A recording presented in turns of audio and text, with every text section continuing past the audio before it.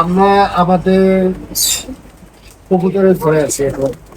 আর কবুতরের ঘরটা আমরা এমন ভাবে ডিজাইন করেছি যে বেসিকলি এখানে তাদের রুস্টিং এর ফেসিলিটি, এখানে তাদের ডিম পাড়ার এবং ডিমের উপর বসে বাচ্চা ফোটানোর ব্যবস্থা, এবং এখানে আমরা জানালা দিয়ে দিয়েছি যাতে তারা ফ্রিলি এখান থেকে বের হয়ে যেতে পারে।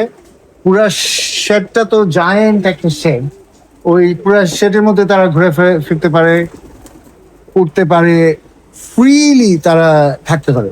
খুব ইম্পর্টেন্ট একটা বিষয় হচ্ছে আমাদের প্রাণীদের যতটা সম্ভব ম্যাক্সিমাম ফ্রিডম দিয়ে, ম্যাক্সিমাম আরাম দিয়ে আমরা চেষ্টা করি। সবসময় 100% পারি কিনা আই ডাউট নো, বাট আমরা সবসময় চেষ্টা করি তাদেরকে এই ব্যবস্থা দেওয়ার জন্য। এই যে আমাদের লক্ষ্যটাকে যদি দেখানো যায়, সে প্রায় সময় এখানে বসে থাকে। I don't know Y. তুমি কি সেই ব্যক্তি না? তুমি একই ব্যক্তি না? তুমি সবসময় এখানে বসে থাকো। এই যে এইটা যে দেখা যাচ্ছে, এটা ও স্কুলে চলে গেছে।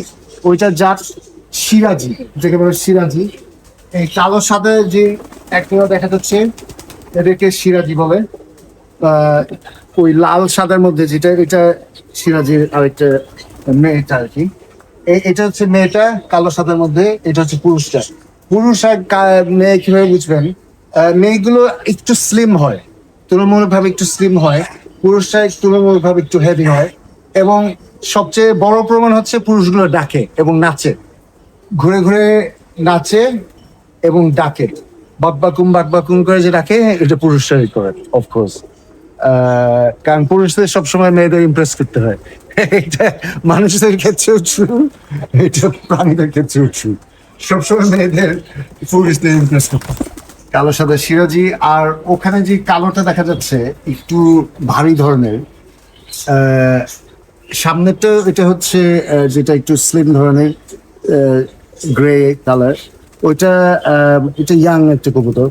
এটা মোস্ট প্রবাবলি এটা রেসিং কবুতরের বাচ্চা। আর যেটা ছিল, যেটা উড়ে গেছে, ওটাকে বলে কিং তেজের। ওগুলো একটু হেভি ধরনের হয়। বেশিরভাগ আমাদের অবশ্য দেশি মিক্স কবুতর।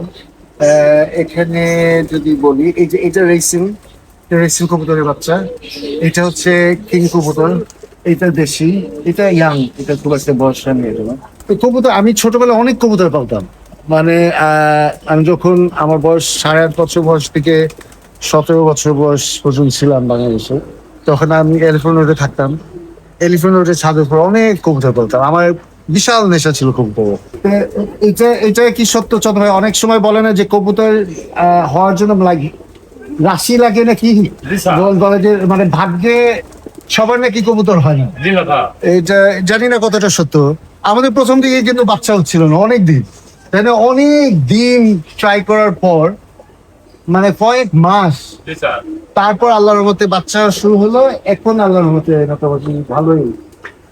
আর কবুতর এক জোড়া হেলথি এক জোড়া কবুতর প্রতি মাসে কিন্তু নতুন বের ডিম দেয়।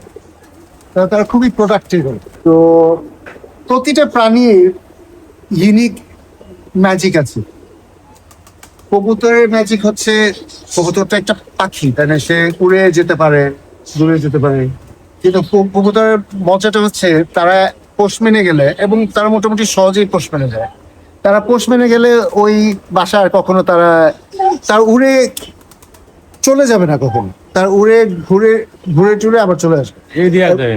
এই দিক দেওয়া যাবে না। ওই মানুষ যদি না আটকায়, ওই সাধারণত যেটা হয় আপনারা খেয়াল করবেন যে যেই সব ছাদে কবুতর পালে, ওই তাদের বিকালে ছেড়ে দেয় অনেক সময়। তো তারা ওই মানে চক্কর দিতে থাকে বাসাকে কেন্দ্র করে, চতুর্দিকে চক্কর দিতে থাকে। একটা বড় একটা গোল চক্কর দিতে থাকে, তারপরে এসে নামে, এবং তারা সব দল বেঁধে তারা উঠতে থাকে। ওই যে লাল সাদাটা যেটা দেখা যাচ্ছে, এটা হচ্ছে সিরাজি।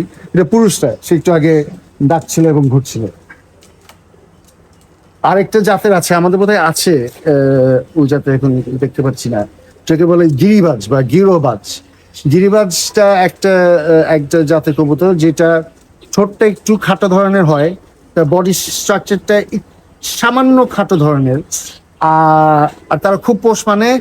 আর তারা যে কারণে আই থিঙ্ক তাদেরকে নাম দিয়েছে গিরিবাজ। তাদেরকে যখন মানে উড়াল দেওয়ার জন্য ছেড়ে দেওয়া হয়, তার উপরে উঠে যদি হাততালি দেওয়া হয় তার ডিগবাজি দেয়, তার হাততালির কারণে ডিগবাজি দেয়। তারপরে আর আরেকটা বৈশিষ্ট্য গিরিবাজের, আমার তো ছোটবেলায় অনেক কবুতর ছিল আমাদের বাসার কাছেই, মানে 2-3টা বাসা পরে আরেকটা ছেলে ছিল আমার থেকে একটু বয়সে বড়, তার আবার অনেক কবুতর ছিল, আর তার অনেকগুলো গিরিবাজ ছিল।